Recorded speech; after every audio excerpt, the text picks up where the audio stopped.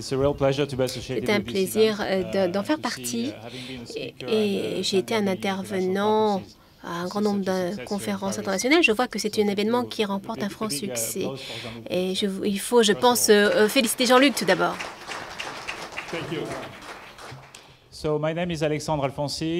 Je suis Alexandre Alfonsi, l'un des fondateurs d'une boutique Actionnaire Partner.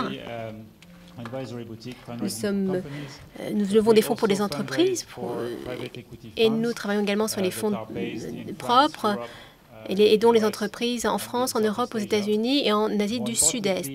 Plus important, ces 10 dernières années, nous avons été extrêmement actifs en Afrique, en aidant un grand nombre de fonds privés basés en Afrique. Et nous sommes les numéros 1 dans ce domaine. Et on travaillait sur environ une dizaine de mandats et cela va s'accentuer. Nous avons un grand nombre, beaucoup d'intérêt dans les investisseurs pour qu'ils investissent en Afrique et je pense qu'il s'agit à la fois des institutions et des investisseurs familiaux qui sont intéressés par le travail qui a été promu par d'autres institutions par ces investissements d'impact. Et je crois qu'aujourd'hui, tout le monde comprend bien, à la lumière de ce qui a été dit ce matin,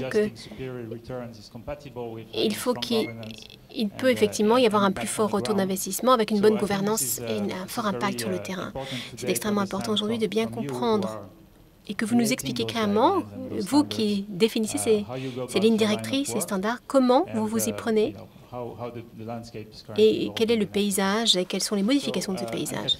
Anne-Catherine, vous dirigez une entreprise, Vigeo, et vous travaillez avec des entreprises, des investisseurs également.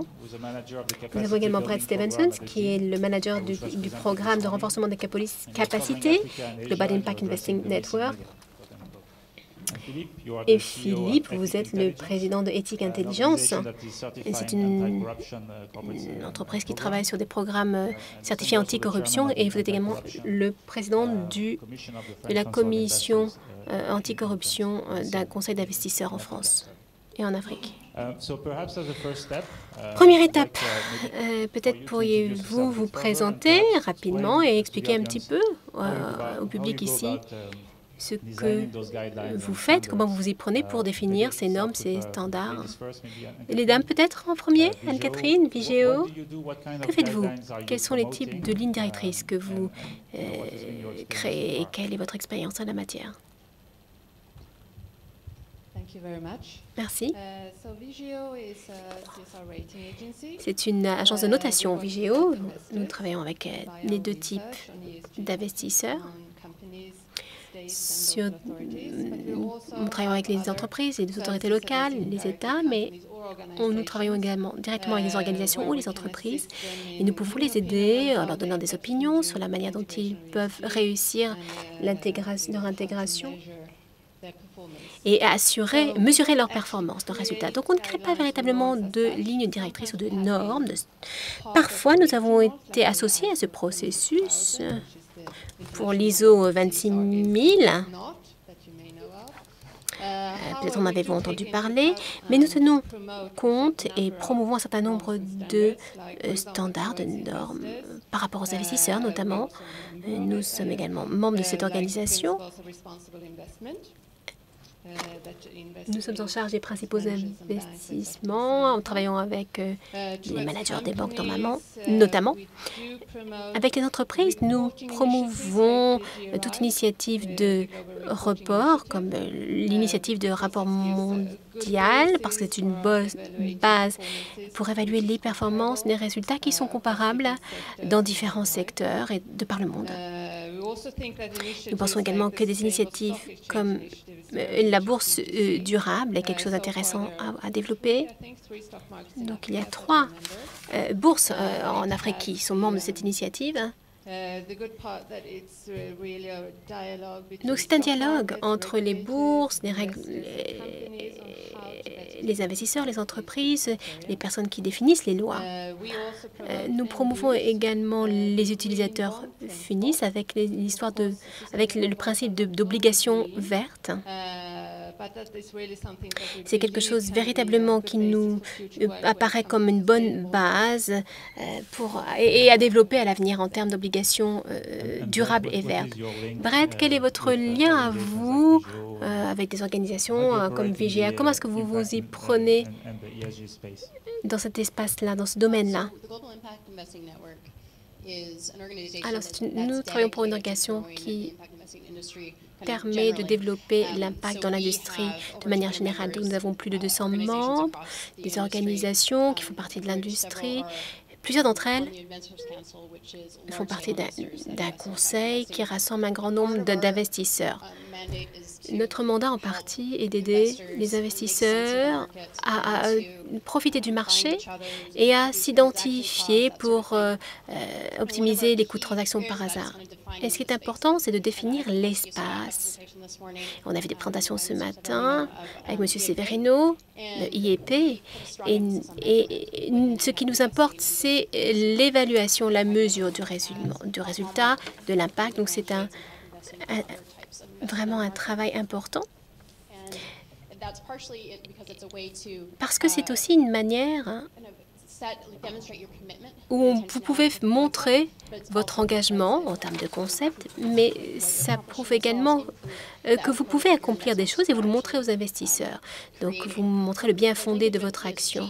Le lien avec ESG, c'est que ESG essaie d'avoir une gestion de l'impact sans risque et de créer une valeur sociétale, environnement grâce aux produits, grâce aux investissements qui sont développés.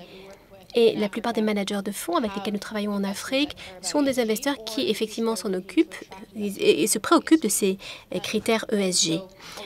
Donc, un grand nombre de nos gestionnaires de fonds respectent effectivement les normes ESG. Ils s'occupent des politiques avec l'objectif d'évaluer les résultats. Donc, il y a une certaine interaction, effectivement. Philippe, vous vous occupez un petit peu plus de la prévention. Peut-être que vous pourriez effectivement nous expliquer votre action sans tabou. Peut-être. En fait, je préside une entreprise Éthique Intelligence. Nous sommes une agence de certification et nous cherchons à certifier des programmes d'anticorruption qui sont mis en œuvre au sein des entreprises pour empêcher ce fléau de la corruption. Même si nous sommes le leader mondial dans cette activité, peut-être devrais-je un petit peu développer les choses. Nous avons mis sur pied un cadre de référence avec des obligations légales qui nous viennent des États-Unis, du Royaume-Uni, d'Italie, certains cas de jurisprudence, des lignes directrices, etc. Tout ça pour promouvoir la transparence internationale. Puis, nous accréditons des entreprises d'inspection diverses et ce sont elles qui mènent des audits en fonction du mandat qui leur est confié. Puis, elles reviennent vers nous avec un dossier de certification et nous avons par la suite un comité avec des avocats internationaux en Amérique, en France, en Chine, au Royaume-Uni, dans d'autres pays et j'en sélectionne 3 pour qu'il y ait une revue de la qualité de ce dossier de certification et puis il va y avoir la remise d'un dossier par la suite. Certaines entreprises ont été certifiées avec le groupe Airbus, toutes les branches étant considérées, Eurocopter, etc. Et Tractable Engineering aussi, très récemment, et il y a donc le directeur de Tractable Engineering et j'ai vu qu'il y a quelqu'un également qui représente ici Schneider Electric et je sais qu'il y a 2 jours, Jean-Pascal Trécoire s'est rendu au Kenya et a confirmé que ses objectifs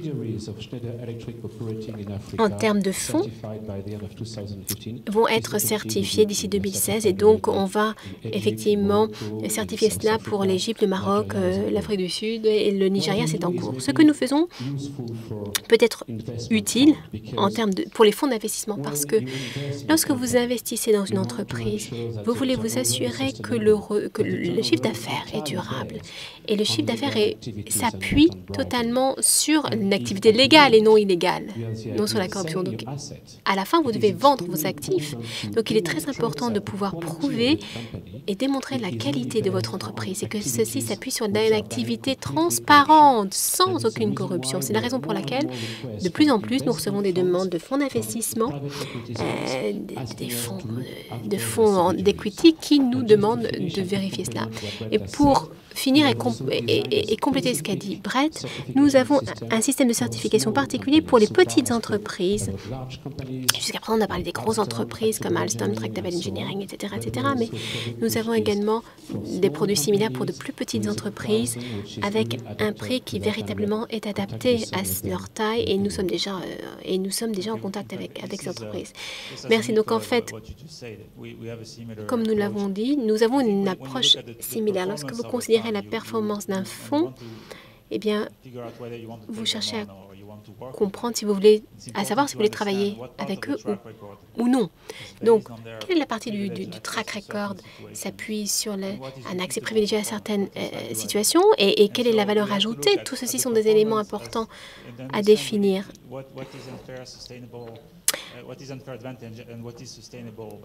Donc, il est important de comprendre ce qui est en quoi consiste la valeur ajoutée durable. Et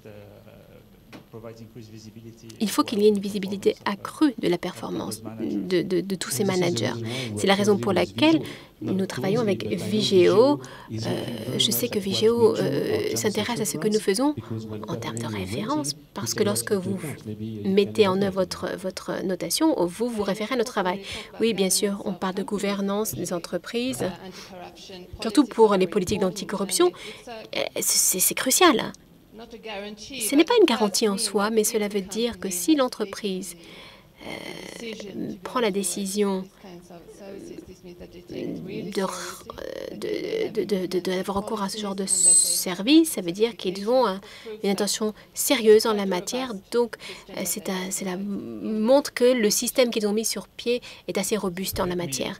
Permettez-moi de vous poser une question à tous. Est-il plus simple aujourd'hui de promouvoir ces normes? Avez-vous rencontré certains problèmes?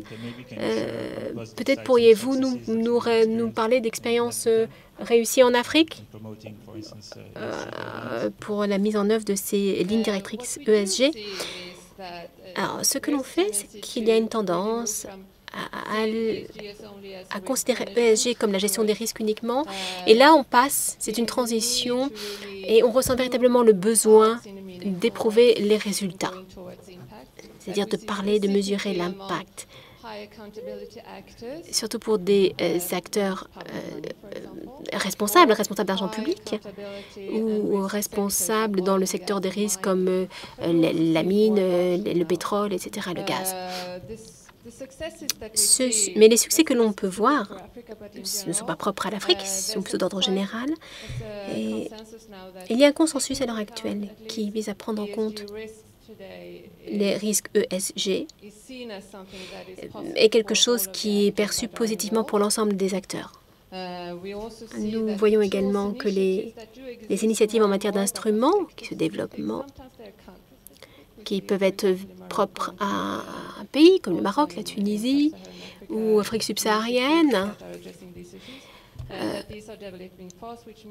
ce sont des choses qui sont en fort développement et en développement rapide. Donc, il y a encore une fois un consensus sur l'aspect positif de cette approche ESG.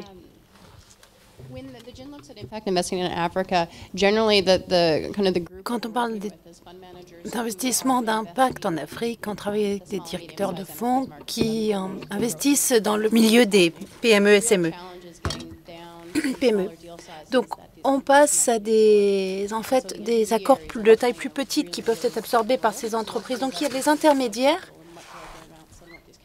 investissent. Les grands fonds veulent investir plus que ces entreprises ne peuvent gérer.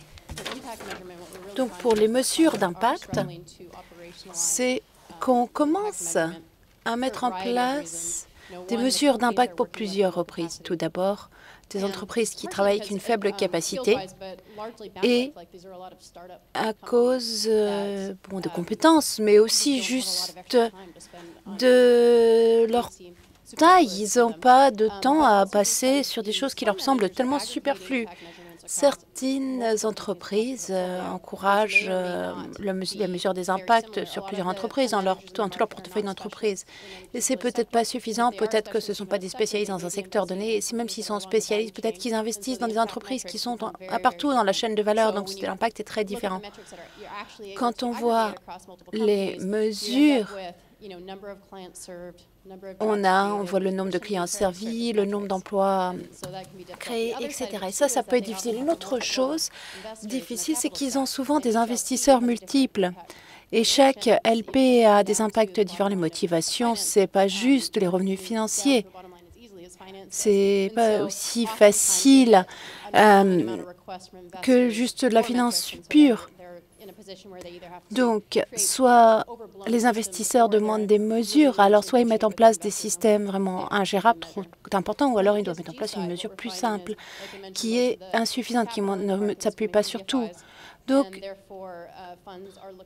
les fonds essaient de rencontrer les exigences ainsi que les impacts.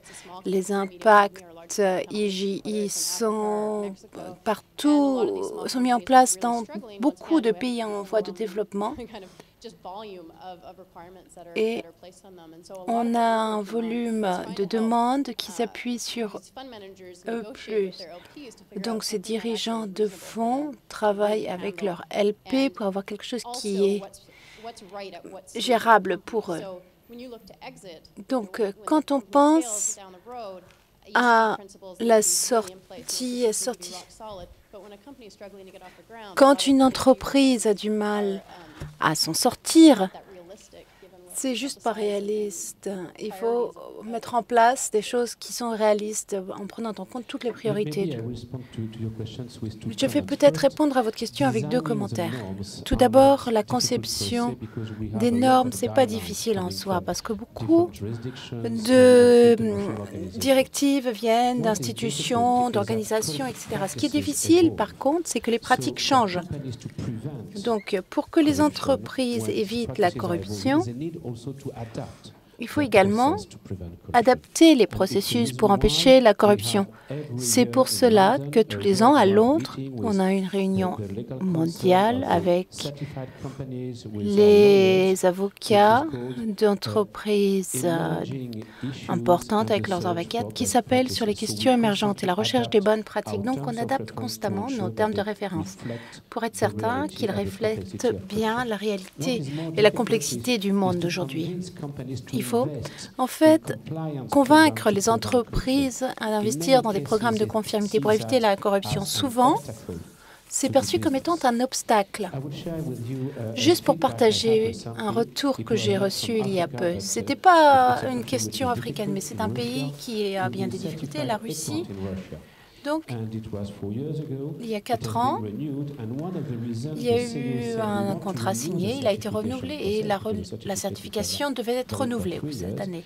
Ils étaient censés la renouveler tous les 3 ans, mais en fait, comme nous avons été certifiés, vu que nous avons ce certificat sur notre brochure, sur notre site web, comme nous communiquons sur notre engagement à faire des affaires sans corruption, on a moins de demandes d'extorsion. Depuis, on a moins de problèmes avec l'administration. Donc, c'est quelque chose qui était étonnant pour nous, mais vraiment très intéressant. Et c'est pour cela qu'une entreprise comme Schneider Electric est prête à avoir des entreprises au Nigeria. Des entreprises africaines ont une certification également. C'est également une manière qui leur permet de résister aux demandes d'extorsion. Je pense que cette question du signal est essentielle. Si certains membres de l'écosystème commencent à dire qu'ils font les choses correctement et qu'ils essaient de promouvoir la responsabilité sociale des entreprises, les entreprises y pensent. En France, certaines entreprises ont catalysé des investissements plus justes, avec moins de corruption. J'ai travaillé. À midi, on parlait de certaines entreprises. On parlait d'une entreprise où on a mis en place des investissements en capitaux, des capitaux privés, afin d'être parfaitement alignés avec cette volonté de ne pas avoir de corruption. J'avais une question. Quand on préparait ce panel, on a eu beaucoup de questions. Et comment les gouvernements ici en Europe, aux États-Unis ou même en Afrique, comment peuvent-ils gérer comment peuvent-ils travailler en cas de guerre? Quand il s'agit de corruption, et je ne parle que de corruption des fonctionnaires. Ça, c'est quelque chose qui a à voir avec les entreprises et le gouvernement. Ils doivent travailler ensemble. Je prends l'opportunité pour vous dire que je suis président de la commission anticorruption des investisseurs français en Afrique. On a publié un communiqué sur la question il y a quelques années où on parlait de l'importance de cette question. Et il y a quelques années, dans la prochaine Assemblée générale, en mars, on aura une déclaration revue. Donc je pense que les gouvernements et les entreprises doivent travailler de manière plus rapprochée. Juste pour vous donner un exemple. Quand on fait des appels d'offres, que ce soit des gouvernements africains ou des agences de développement d'aide, il y a déjà des questions sur le développement durable.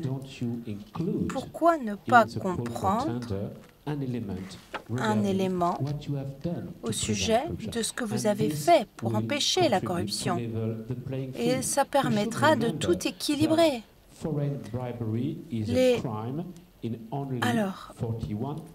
Les dessous de table sont un crime seulement dans 41 pays. Donc, si une entreprise chinoise vient investir en Afrique et qu'elle décide de soudoyer une entreprise africaine, ce n'est pas un crime pour une entreprise chinoise en Afrique.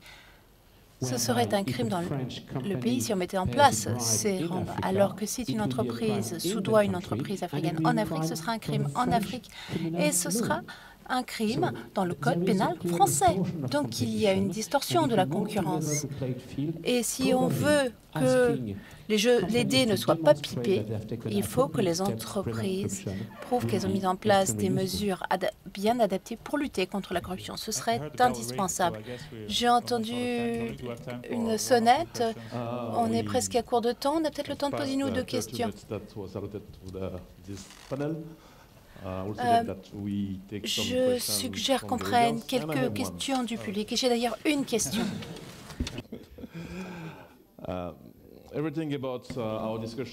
Alors, pour parler de notre discussion, alors on veut que les LP se sentent à l'aise en Afrique. On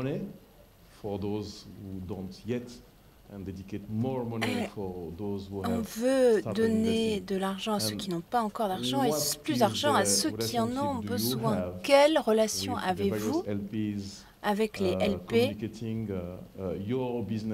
qui communiquent sur ce que vous faites, et comment ça aide à créer un environnement favorable? Peut-être que vous voulez répondre à ces questions plus tard. On peut prendre deux questions du public qui voudrait poser une question. Alors une question là, je vais prendre un micro si possible. Merci.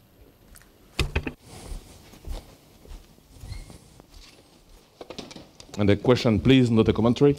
Une question, s'il vous plaît, pas un commentaire. Bonjour, je suis M. Hag du groupe Azalai Hotels, un jeune groupe hôtelier qui opère en Afrique de l'Ouest.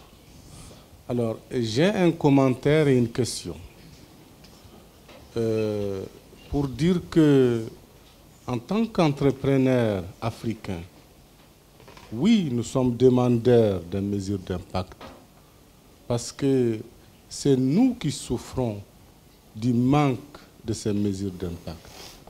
C'est les entrepreneurs africains eux-mêmes qui y souffrent. Okay? Par contre, ce qu'il faut peut-être, l'adéquation qu'il faut peut-être chercher et mettre en place, c'est que de façon générale, et ça a été dit ce matin, les PME africaines ont été mises en place par des jeunes entrepreneurs, souvent avec 3 fois rien. Ils ont cheminé un bout de temps avant de vouloir s'ouvrir au fond. Ils ont cheminé avec souvent des taux de rentabilité interne qui ne dépassent jamais les 15-16%. Alors, de TRI. En s'ouvrant donc au fond, on leur demande entre 25 et plus.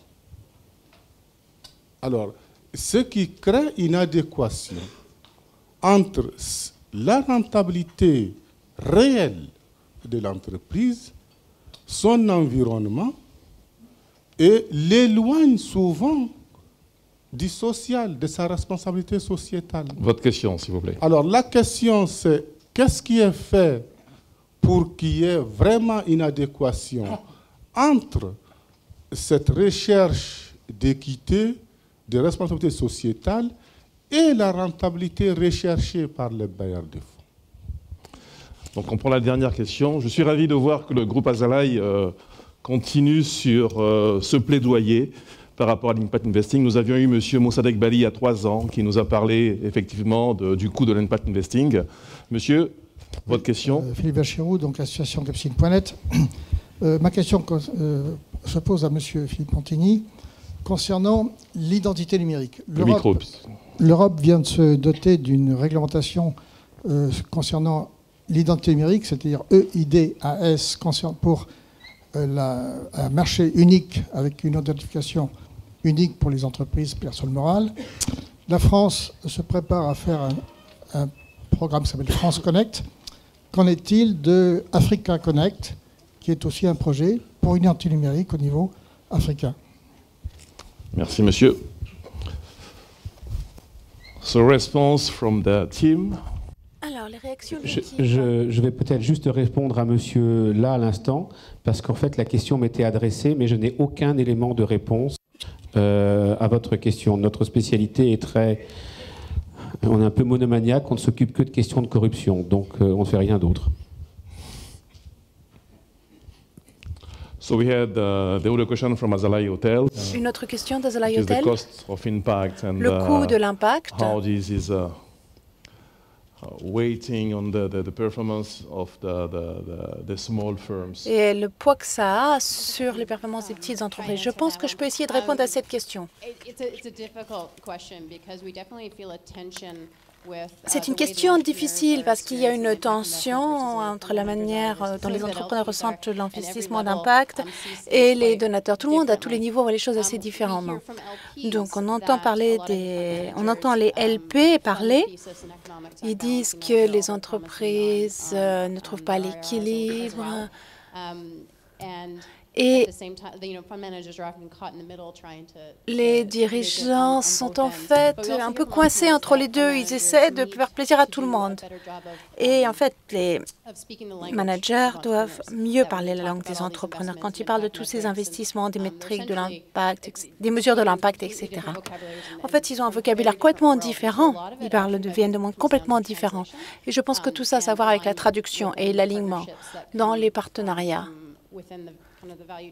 qui sont au sein de la chaîne de valeur de l'investissement. Une autre chose, une des raisons pour lesquelles les directeurs de fonds sentent la pression, c'est que le modèle de beaucoup de gens qui construisent des investissements d'impact, c'est les industriels. En fait, le problème du modèle 2-20, certaines personnes ont des frais de gestion de 3-4%, mais la plupart des personnes essaient de s'en tenir aux normes de l'industrie les plus habituelles. Et ça fait partie de l'évolution de l'industrie, parce que les gens, petit à petit, montrent la voie, montrent comment les choses doivent changer, ils expliquent comment c'est dangereux, et puis ils naviguent dans ces partenariats. Je pense qu'on va arriver un jour à trouver un équilibre entre des entrepreneurs qui ne ressentent pas tant de pression que ça, mais c'est vraiment un défi en réalité.